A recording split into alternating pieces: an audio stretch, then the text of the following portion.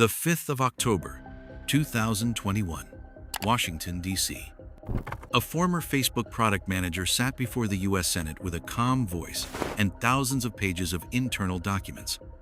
Her name was Frances Haugen, and she had just exposed the deepest secrets of one of the world's most powerful tech companies. The data showed Facebook knew its platforms were harming users and chose profit over safety. This is the story of how one woman took down a billion-dollar empire from the inside. When Frances Haugen joined Facebook in 2019, she didn't plan to become a whistleblower. She believed in technology, she believed in transparency, and she genuinely believed that, with the right intentions, data could be used to make the world better. She wasn't just another hire. Haugen had a degree in electrical and computer engineering from Olin College, an MBA from Harvard, and years of experience working at other major tech companies, including Google and Pinterest. She specialized in algorithmic design and product management, a perfect fit for Facebook's civic integrity team, which was responsible for reducing misinformation, hate speech, and election-related manipulation across the platform. She arrived at Facebook with hope. What she found inside disturbed her. Very quickly, Haugen saw how Facebook's algorithm worked in practice. The company's core metric, engagement, rewarded content that triggered strong reactions. That meant posts with outrage, fear, or division often performed better than calm, balanced conversation. The more extreme the content, the more people liked, shared, and commented. The algorithm wasn't neutral. It was engineered to provoke. Haugen and her team studied how misinformation spread, how conspiracy groups gained momentum, and how violent content often slipped through filters. She read internal research showing Facebook knew its systems amplified harmful content, especially in countries with fewer resources to moderate it. She reviewed slide decks detailing how Facebook relaxed its protections after the 2020 US election, even as tensions remained high. She read about Instagram's impact on teenage girls' mental health, including internal studies that found the platform made body image issues worse for 1 in 3 girls surveyed. I'm here today because I believe Facebook's products harm children, stoke division, and weaken our democracy. The Senate Commerce Subcommittee is also looking into how Facebook is using information from its own researchers on Instagram that could affect the safety of children. Documents leaked by Haugen revealed Facebook knew Instagram was making body image issues worse. Facebook knows that they are leading young users to anorexia content. The research was clear, the risks were known, but nothing changed. Over time, Haugen realized the problem wasn't just the algorithm, it was the company's refusal to act on its own data. When researchers presented uncomfortable findings, executives downplayed them. When teams proposed safety measures, leadership declined to implement them if they hurt engagement. From the outside, Facebook claimed it was committed to safety and responsibility, but inside, the reality was different. Haugen saw a company where growth and profit always came first, no matter the human cost. She wasn't just watching a product evolve. She was watching a system choose harm and pretend it didn't see it. Inside Facebook, the truth wasn't hidden, it was documented. Frances Haugen didn't need to uncover secret servers or hack internal systems. The evidence was in plain sight. Reports, memos, slide decks, and research papers compiled by Facebook's own teams. The company had studied how its platforms affected people, and what it found was damning. One of the most alarming discoveries came from Facebook's own research on Instagram and teenage mental health. Internal documents revealed that Instagram made body image issues worse for 1 in 3 teenage girls. Other studies linked the app to increased anxiety, depression, and eating disorders. The platform's focus on appearance, filtered perfection, and algorithmic recommendations created an environment where young users, especially girls, compared themselves to impossible standards every day. Facebook knew this. They wrote it down. They presented it in internal meetings, and then they buried it. Publicly, the company claimed Instagram was safe and even beneficial. Executives testified before Congress, stating that there was no definitive link between the app and declining teen mental health. But behind the scenes, their own researchers were ringing alarm bells. The same pattern emerged across other problem areas. Facebook's internal studies revealed that misinformation, outrage, and divisiveness were not accidental side effects, they were systemically rewarded. The more extreme a post, the more likely it was to spread. Political content laced with anger or fear outperformed calm, factual posts by a wide margin. An internal slide deck put it bluntly: our algorithms exploit the human brain's attraction to divisiveness. One study even showed how users in countries like Myanmar and Ethiopia were being exposed to violent, hate-filled content that contributed to real-world atrocities. And Facebook, fully aware, lacked the moderation resources in these regions to intervene effectively. In 2020, after the US presidential election, Facebook disabled key safeguards it had used to prevent misinformation. This decision came despite rising concerns among employees that removing those guardrails would create chaos. They were right. Within weeks, conspiracy groups like Stop the Steal were gaining momentum, fueled by content Facebook's own systems prioritized. But again, the issue wasn't technical failure, it was leadership choices. In meeting after meeting, internal researchers suggested fixes: algorithmic tweaks, content limits, more transparency, better intervention tools.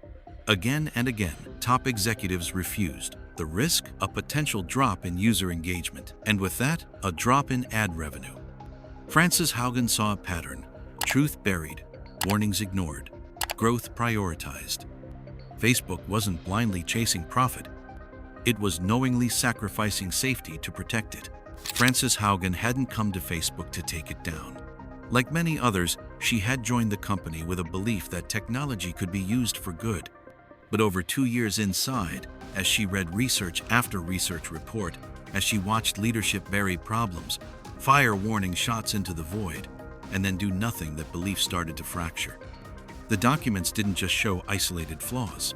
They revealed a pattern of decisions that consistently prioritized growth and profit over safety.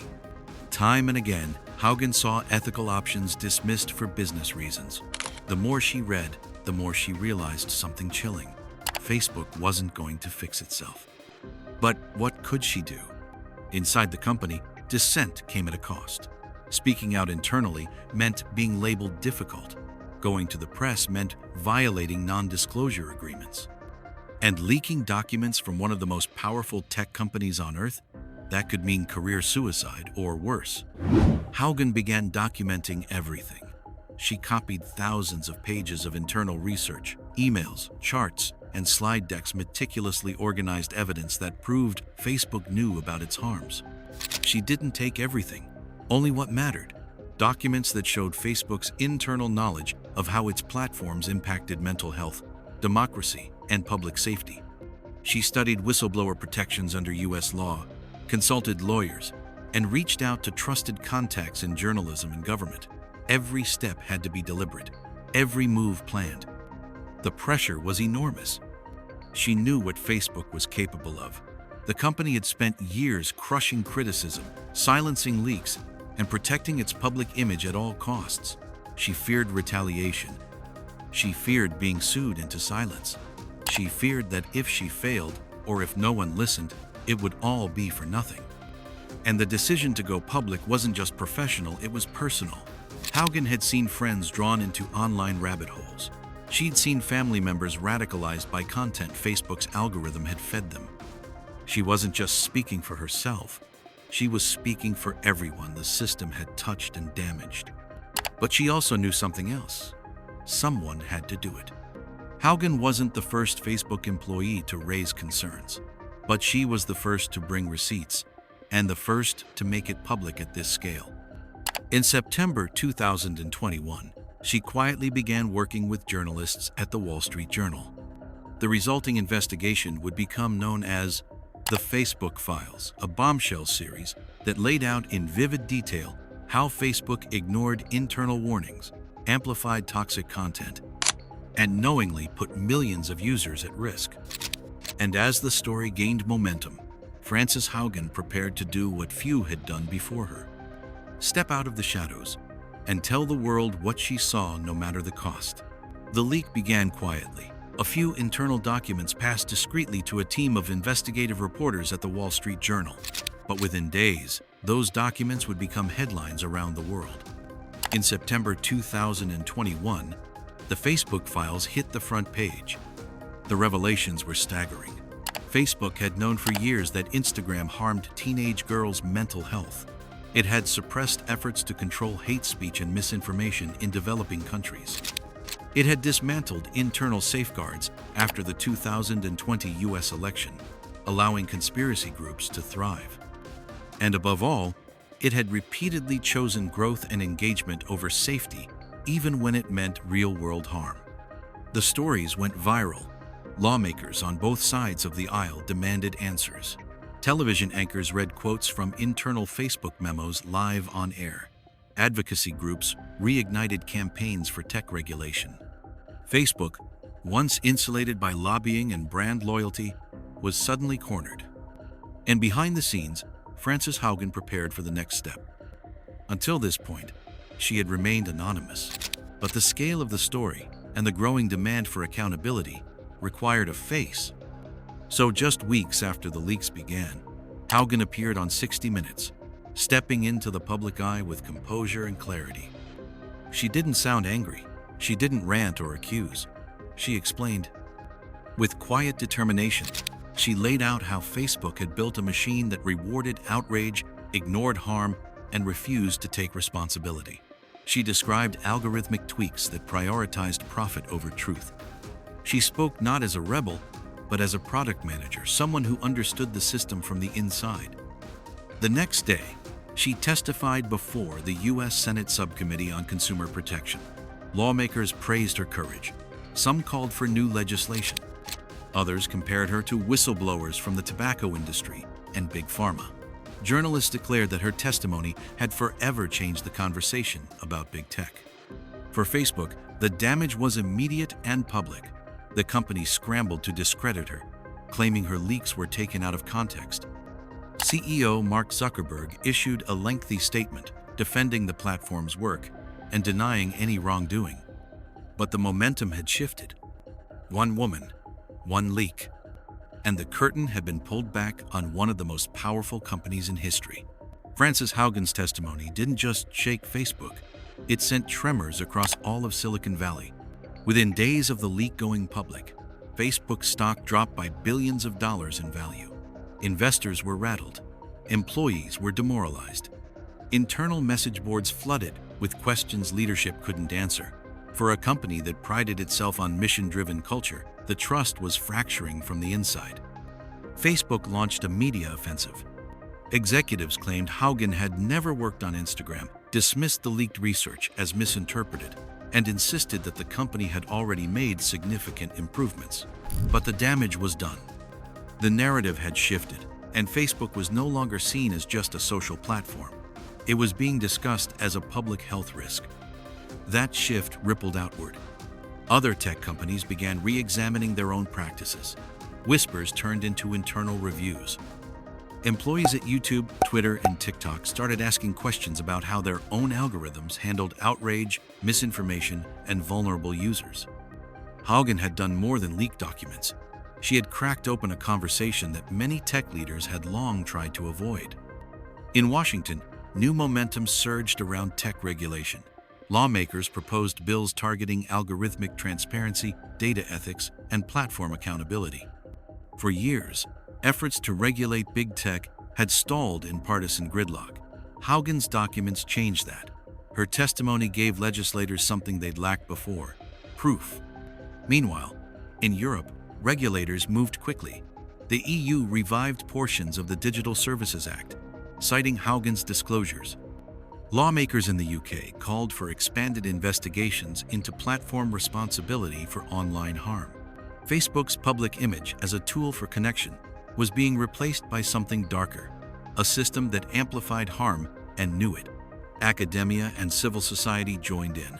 Universities began referencing the Facebook files in media ethics and tech policy programs. Activist organizations cited Haugen's documents to bolster calls for transparency and reform. The myth of the benevolent platform was beginning to erode, and it wasn't just Facebook on trial anymore. Just weeks after Haugen's testimony, Facebook announced a surprise rebrand. The company would now be known as Meta, a shift that signaled its pivot to the metaverse. Officially, the timing was strategic. Unofficially, many saw it as a smokescreen, a distraction from the growing firestorm. But for many users, the damage was already irreversible. The platforms weren't neutral, the harm wasn't accidental, and the empire was no longer untouchable. Frances Haugen didn't bring down Facebook. She did something harder. She made the world see it differently. Before her testimony, tech whistleblowers were often seen as outliers, former employees with grudges or unclear motives. Haugen changed that. She didn't come from the fringes. She came from the center of the system, with credentials, composure, and documentation to match every claim. She didn't accuse blindly. She explained, and she had receipts. Her actions didn't just shake public perception. They opened a door. Across the globe, lawmakers, activists, researchers, and even other tech workers began speaking with renewed urgency. Haugen was invited to testify before the European Parliament. She briefed regulators in the UK, Canada, Australia, and beyond. Her findings were cited in hearings, policy proposals, and press conferences. She appeared on stages at global forums and summits not to condemn technology, but to demand it be held to a higher standard. Rather than disappear after her moment in the spotlight, Haugen used her voice to keep pushing.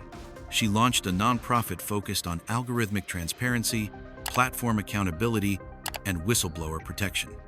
She collaborated with experts across law, tech, and ethics to recommend practical reforms, including requiring platforms to open their ranking systems to independent audits and share impact data with the public. Her documents became evidence. Her voice became a rallying point. Meta, under pressure, faced investigations, lawsuits, and renewed scrutiny from global regulators. Tech companies large and small were forced to reckon with the role algorithms play in shaping what users see, believe, and fear. Universities began integrating the Facebook files into tech ethics programs. Policy conversations that once stalled were now moving forward, fueled by data, not just outrage. But the most powerful impact was cultural. For the first time in a long time, the public looked at their feeds and questioned what was behind them. They began to ask, who decides what we see? Who profits from what we believe? And all of that started with one voice. One voice that chose not to stay quiet. One voice that showed even billion-dollar machines can be challenged from the inside. Frances Haugen didn't set out to become a hero. She didn't have a viral moment in mind. What she had was a choice to stay silent and protect her career, or speak up and risk everything. She chose the truth. And because she did, the world saw one of the most powerful companies on earth not through its branding, but through its behavior. The harm was measurable. The silence was deliberate. The system was designed to grow, even if it meant breaking the people using it. Haugen didn't bring down Facebook, but she exposed it.